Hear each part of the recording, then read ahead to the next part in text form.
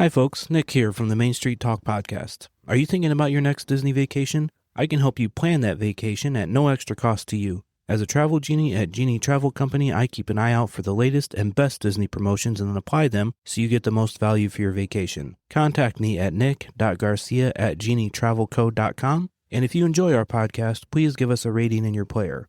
Enjoy this week's show.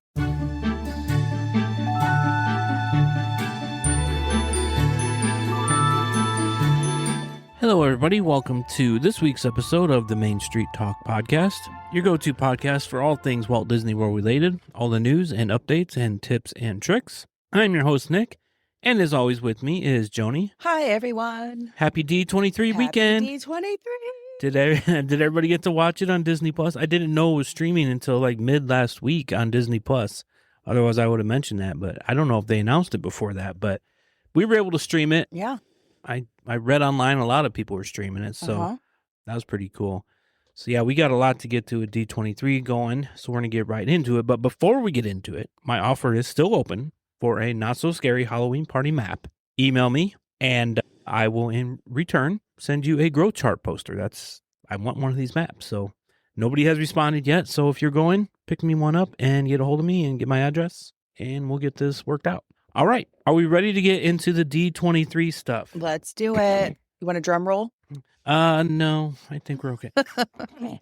So Piston Peak National Park, this is of course the Cars Land coming to Magic Kingdom, is getting 2 attractions. We knew that, but they kind of went into more detail about that.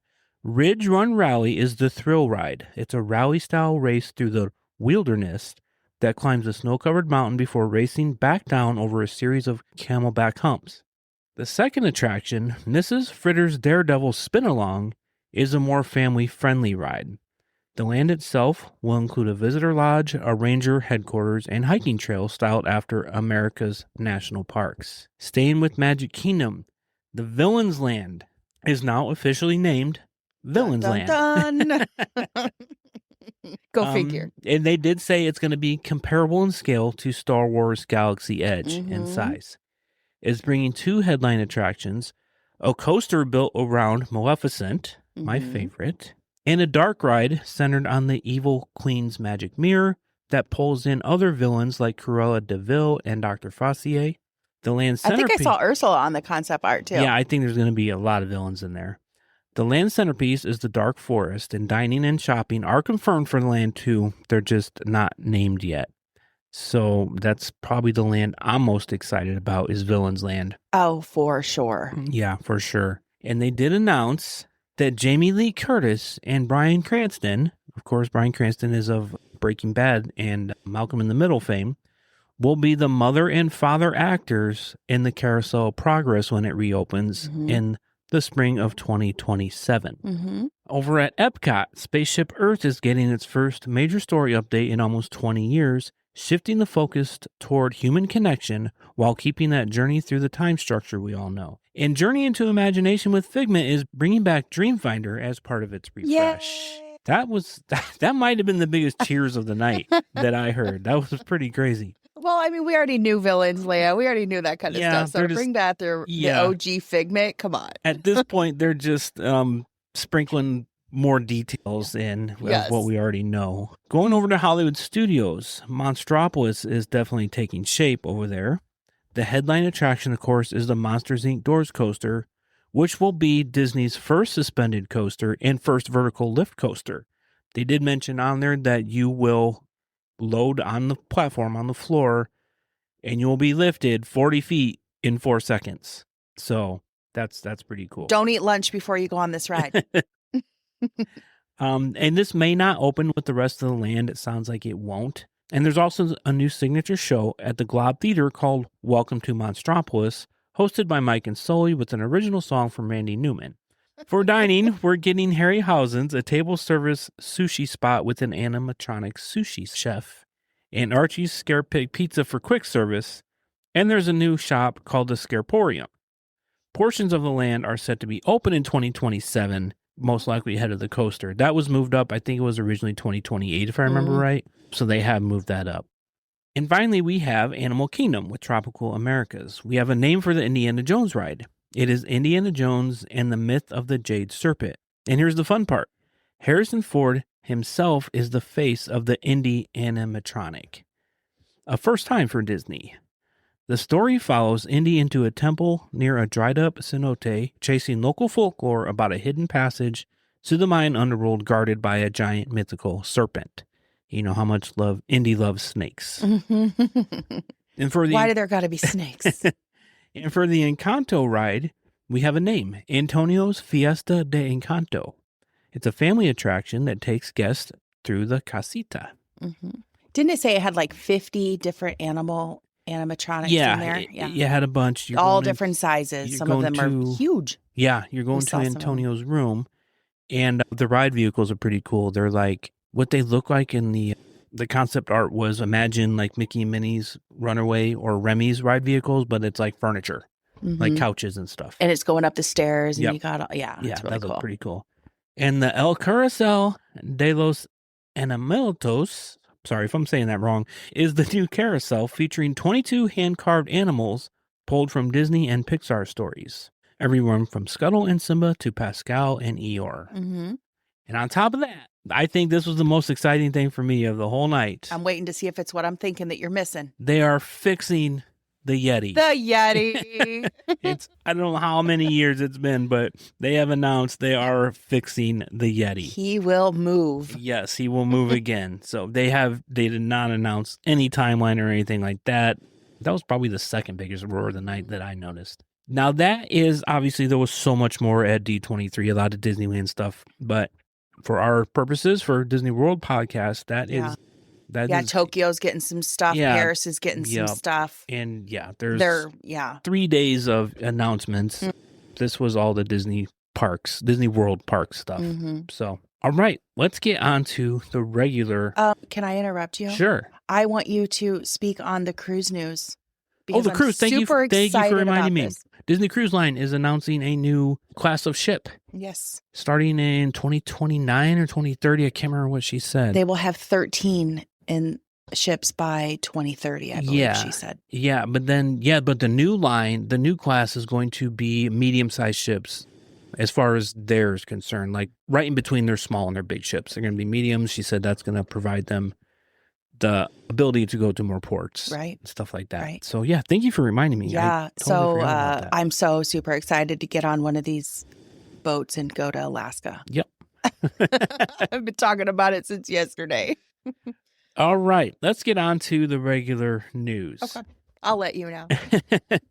There are more not-so-scary party sellouts dates. We have Friday, September 11th, and that actually makes half the Fridays in September sold out, and the first Tuesday in October. So we just cannot stress this enough. If you are on the fence about going, get your tickets. And Walt Disney Imagineering filed a new permit for electrical work at the Carousel of Progress. And the curtains have come down at the Crystal Arts glass-blowing station in Magic Kingdom after a 3-week closure. Now that the curtains have come down, guests will once again be able to order custom glasswork items. Over at Epcot, Epcot's World Celebration Gardens has part of its courtyard blocked off. Likely more work on that light-up pavement that's been broken on and off since 2023. Between dead sections, sink issues, and cracked covers, this could finally be a real fix. Or Disney may just be getting rid of them. They have not said that, but they've had a lot of problems with those lights. And the Disney Facility Asset Management Team has filed a permit for construction at Guardians of the Galaxy Cosmic Rewind.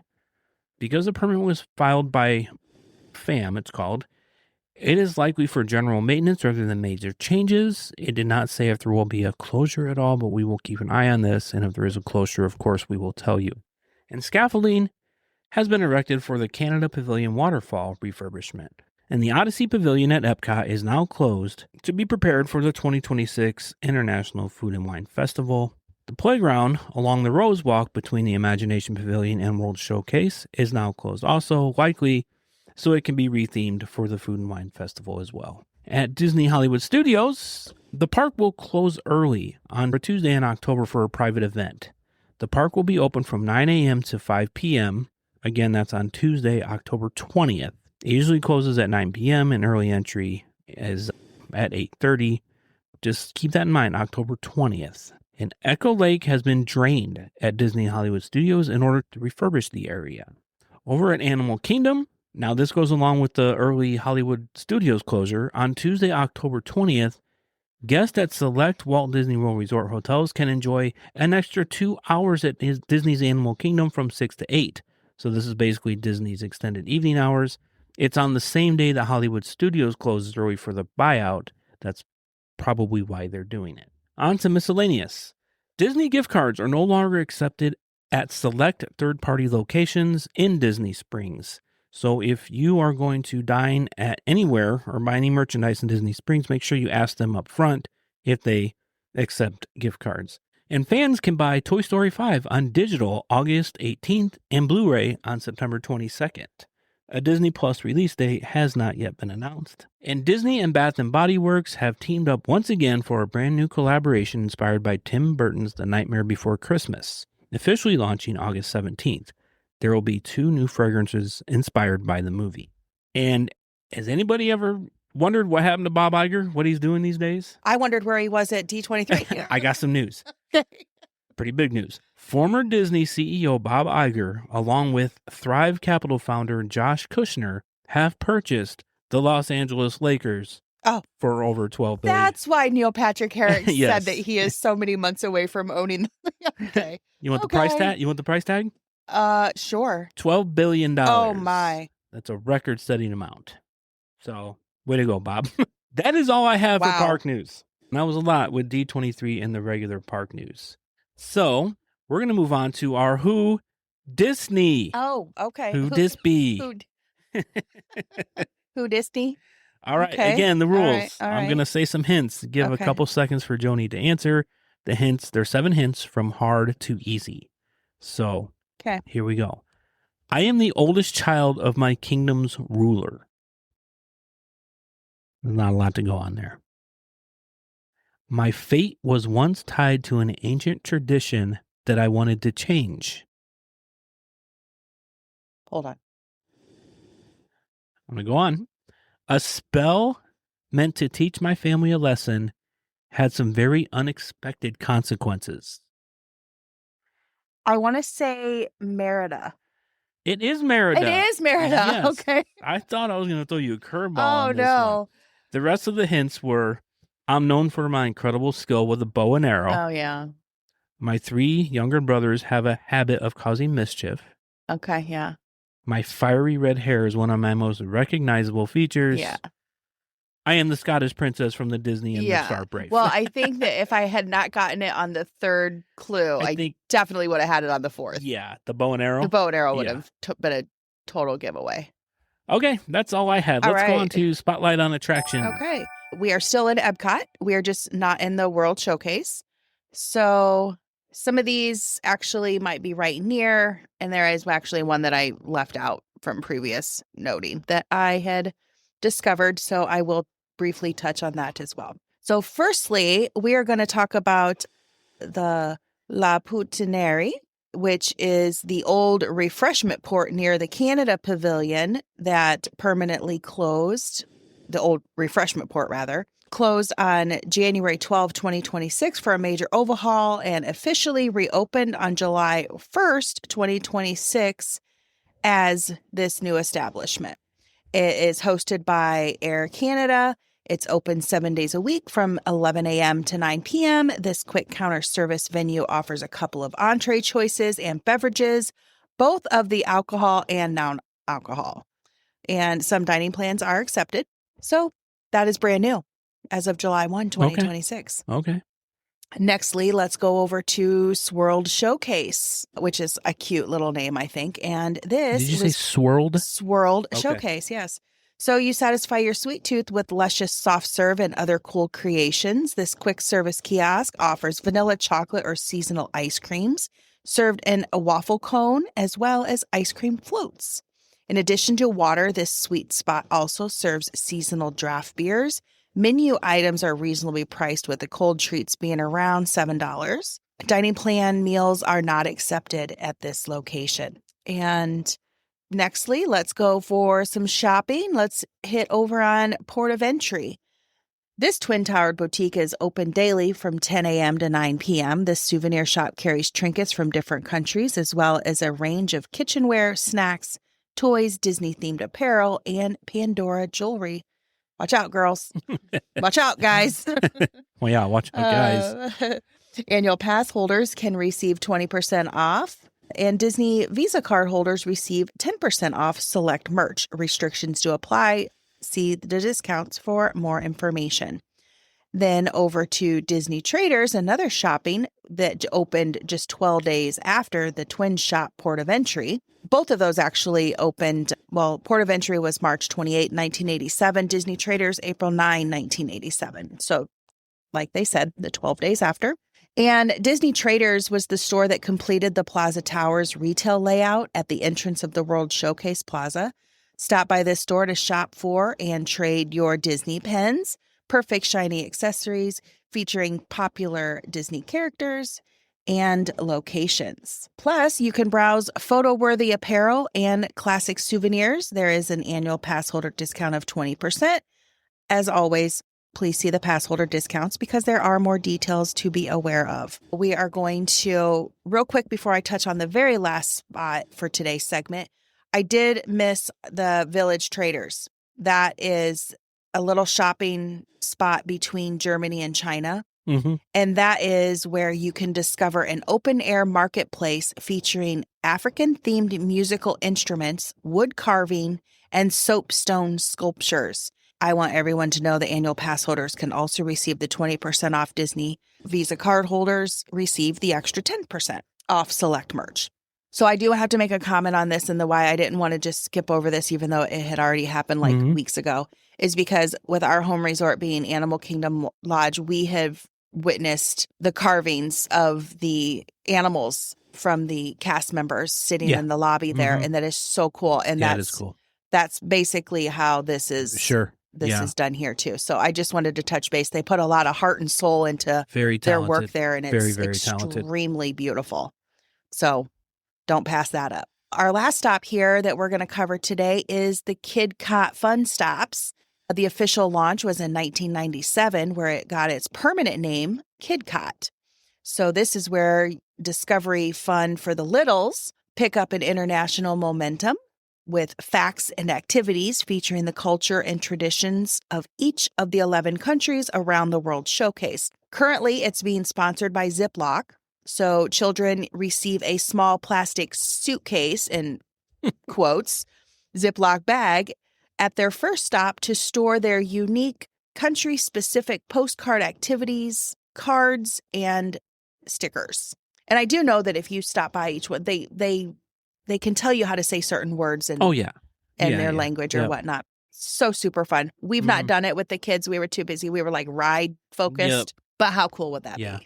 You can learn how to say hello and goodbye in different languages. So you come home from your Disney vacation speaking another language. That's right. And your family's like, what are you saying? Thought you went to Disney. That's right. Well, when you go to the World Showcase, you go everywhere. Yeah. So that's what I'm going to touch on today for our Epcot section of the park. Well, thanks, Joni. Of course. On to This Week in Disney History. August 22nd, 1929, we start in the golden age of animation. Disney officially released The Skeleton Dance, directed and animated by the legendary Ub Iwerks. This spooky short didn't just give us dancing skeletons, it launched the trademark Silly Symphonies series, which allowed Walt and his team to test new sound and synchronization and animation techniques. August 16th, 1955, moving over to the theme parks, Disneyland was barely a month old when it expanded the Fantasyland lineup. Dumbo the Flying Elephant officially opened to guests. Now, it was supposed to be an opening day attraction, but due to mechanical issues with the heavy fiberglass pachyderms, it delayed the launch. It was an instant hit and remains an iconic classic. Staying in Disneyland, Carnation Plaza Gardens opened right off the Plaza Hub near Sleeping Beauty Castle. Featuring an outdoor bandstand and dining area, it quickly became the premier spot for live swing music, big band concerts, and date nights for decades before transforming into the Fantasy Fair. August 17th, 1986, jumping to the animation world, Pixar screened a groundbreaking short film called Luxo Jr. at the SIGGRAPH conference in Dallas. Directed by John Lasseter, this short, starring 2 desk lamps, proved CGI could carry deep emotional storytelling. It earned an Academy Award nomination and made that little lamp the iconic symbol of Pixar. Oh, really? Yeah, and interesting, I didn't know Pixar went back this far, because it's August 17, 1986. It goes back even farther. Wow. Yeah. Wow, that's crazy. I thought Pixar was like a early 90s thing, but yeah. Huh, August 17th, 2007. Turning to television history, Disney Channel premiered High School Musical 2. An astonishing 17.2 million viewers tuned in, making it the most watched cable telecast in history at the time and cementing the franchise as a pop culture juggernaut. And that is what I have for this week in Disney history. Okay, cool. Let's go on to our movie of the week. Okay. Today we're going to talk about the 1960 film Toby Tyler, or 10 Weeks with the Circus, rated G. And yes, she said that title right. I had know. to read that like 3 times. I'm like, this can't be the right. I was like, wait, why does it have 2 different why does it have or in there? Yeah. So I'm like, wait a minute, are we looking at the right one? Did we have to rent this one? We did. Okay, so I was concerned with you renting the wrong one. So we like triple verified that, and this is in fact the name of the movie. Toby Tyler, or 10 Weeks with the Circus. So the first appearance here was January 21, 1960 in Sarasota, Florida. The runtime is 96 minutes. The budget was not publicly released, but film logs and production records note that it was explicitly, intentionally filmed on a shoestring budget to maximize the box office profit margins.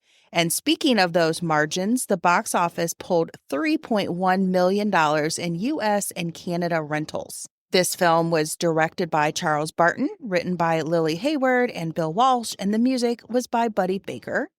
It is based on the American journalist and author James Otis Kaler's most famous 1880 children's book of the same name. The starting point of the story begins in Pineville, which is a fictional small rural farming town where Toby lives with his aunt and his very strict uncle Daniel. As the story unfolds, it takes place across one small Midwestern town to the next. Toby's occupation, he begins as a farmhand to his uncle. Then he becomes a concession assistant, ultimately becoming a talented trick horse rider. This film is a family drama that follows a 10-year-old boy who runs away from his uncle's farm to join a traveling circus. He quickly secures a job selling snacks, but finds himself exploited by the deceitful concessionaire, Harry Tupper.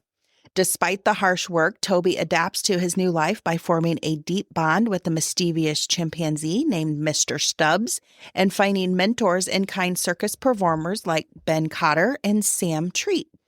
After practicing in secret, Toby's natural athletic talent shines through as he rises to fame as a headliner bareback trick horse rider. The adventure concludes when Toby discovers that Tupper had been hiding affectionate letters from his aunt and uncle, prompting him to realize how much his family truly loves him and motivating him to return home. Though this film was a standalone with no prequel or sequel, the author published a direct sequel titled Mr. Stubbs' Brother in 1883. There was also an earlier 1923 silent film adaptation of the same story titled Circus Days. It was, however, produced by a different studio decades before Disney bought the film rights. And though this film was not nominated for any awards, the movie was included in the official Oscar reminder list of eligible releases for the 1960 Academy Awards. Because the film was intentionally on a very tight budget, Walt Disney Productions targeted the movie for general family entertainment and box office profitability rather than on a critical award campaign. Oliver Wallace, the composer of the film, played the circus band leader in the film. He previously won an Academy Award for Dumbo and was posthumously named as an official Disney legend. Nice. Yeah. So a little bit of bonus info. Before becoming a book, it was originally serialized in Harper's Young People magazine in 1877. So before the author even wrote the book, he just did like comic-y things or whatnot, little storylines. As with most children's stories from long ago, there was a darker side that Walt Disney softened to align with the studio's family-friendly image. The talented chimp, Mr. Stubbs, was actually played by a prolific animal actor named Jeannie. And she was widely considered by the cast and the crew to be one of the most naturally expressive and well-trained primates in Hollywood at the time. But despite her training, she did bite the child star, Kevin, during the first weeks of rehearsals. So to regain her trust and rebuild genuine on-screen chemistry, he spent hours feeding her treats under the strict supervision of the studio's animal handlers. And while Kevin did learn basic horseback riding for the film, the dangerous bareback circus stunts standing on the galloping horse were performed by a professional underage stunt rider wearing a matching wig. And I couldn't even tell. I couldn't tell. I thought Could it not was even him. tell. I thought the actor trained to Yeah. do those. Same. Absolutely the same. So kudos to whoever made those wigs Yeah. back then. That was a good job. It was, yeah, very good. So that's what I have for our film this week. It was a good movie. It was. Yeah, It I was really super liked cute. him. Mr. Stubbs. Mr. Stubbs did a great job. Uh-huh. Yeah. All right. Thanks, Joni. Yeah, you bet. On to this week's tip or trick.